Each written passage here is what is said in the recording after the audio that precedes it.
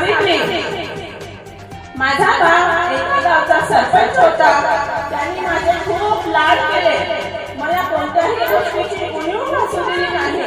आणि तशीच माझी आई, ती सुद्धा माझे सर्व हट्ट पूर्ण करते.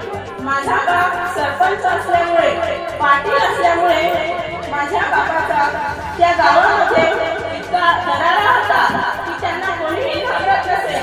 त्यांना कोणीही घाबरत नसेल. जर कोणी गावाकडून काही जर चुकलंय कोणाचं तर ते माझ्या वडिलांकडे आले तर माझे वडील त्यांचे समजून काढायचे, त्यांच्याशी विचारविनिमय करायचे आणि त्यांना योग्य मार्गदर्शन करायचे. एवढ्या माझ्या वडिलांचा त्या गावामध्ये दरारा होता. नायगाव माझे गाव. माझी आई ती सुद्धा माझ्या कसा सर्व हट्ट पूर्ण करत असे. आणि माझी माय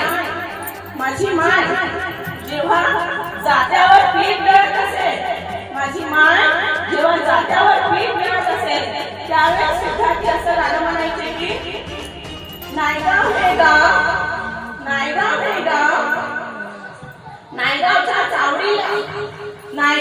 चावडीला सोन्याचा दरवाजा, नायगावच्या गावाला सोन्याचा दरवाजा. सावित्री माझी लाडकीले घरी बापाच्या धोत्राला, सावित्री माझी लाडकीले घरी बापाच्या धोत्राला. माझी माय जाग्यावर पीठ गळे पण नेमकं गाणं काय म्हणायची?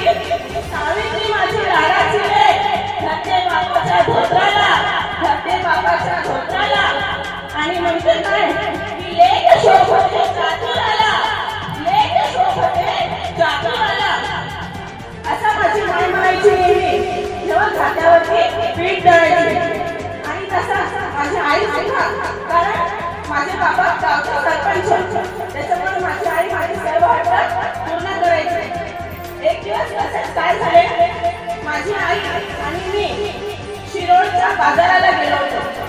माझी आई आणि मी शिरोडच्या बाजाराला गेलो होतो.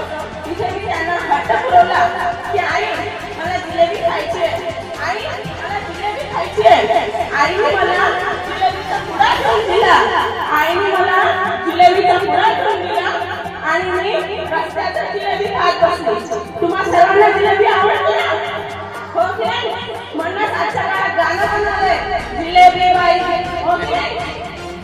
मी रस्त्यात जिलेबी खात बसले आणि तिकडून एक अंग्रेजी गोरा उभा आला. एक गोरा माणूस आला. तो फार उंच, त्याचे डोळे आणि तो मला बघतो आणि म्हणतो तर काय हाय कोणी अशी रस्त्यात जिलेबी खाऊ नये, कोणी बघतंय आपल्याला. पण ती काय, तिला काय समजत नाही सावित्रीला. सावित्री काय करायची? जिलेबी खात बसायची. मग तिने ते बोलणं ऐकलं की आपल्याला कोणीतरी बघतोय, जिलेबी खातोय.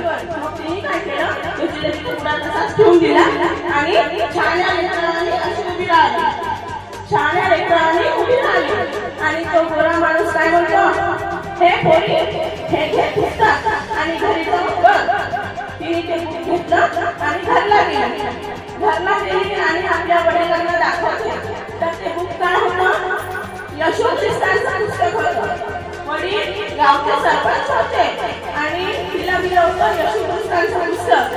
अंग्रेजी माणूस. मग ते काय केलं, त्यांच्या धर्माचं बुक दिलं आणि मग काय झालं, जसं त्या पाटलांनी ते बुक पाहिलं त्यांनी ते पुस्तक धरलं आणि गावच्या कचऱ्याच्या ढिगाऱ्यावर नेऊन फेकलं.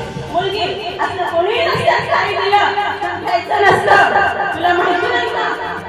मग ती रडायला लागली. तिने परत वडील बाहेर गेले, ढिगाऱ्यावरचं पुस्तक उचललं आणि एका अडगळीच्या खोलीत नेऊन ठेवलं की जेव्हा मला लिहिता वाचता येईल तेव्हा मी ते पुस्तक वाचेल आणि त्यात काय लिहिलंय हे समजून घेईल. अशी सावित्रीची दिशा होती की जे कोणाला येत नाही ते मी करणार. आणि कसं तिथे लाडे पाहिजे कारण गावचा पाटलाची लेक.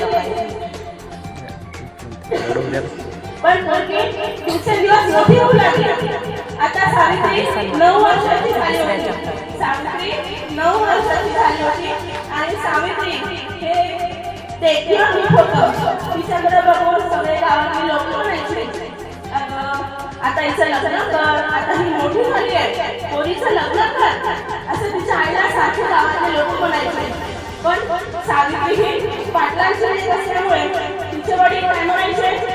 माझ्या मुलीचं आता सध्या वय नाही, ती काही लग्न करणार नाही आणि माझी पोर ज्याच्याशी लग्न करेल तो पोरगा लाभात येत असला पाहिजे. जो कोणी समाज सुधारणा करणार असेल, या जगाला जग परिवर्तन करणार असेल, असा जर मुलगा तुम्ही शोधून आणून दिला तर मी माझ्या सावित्रीचं लग्न करेन.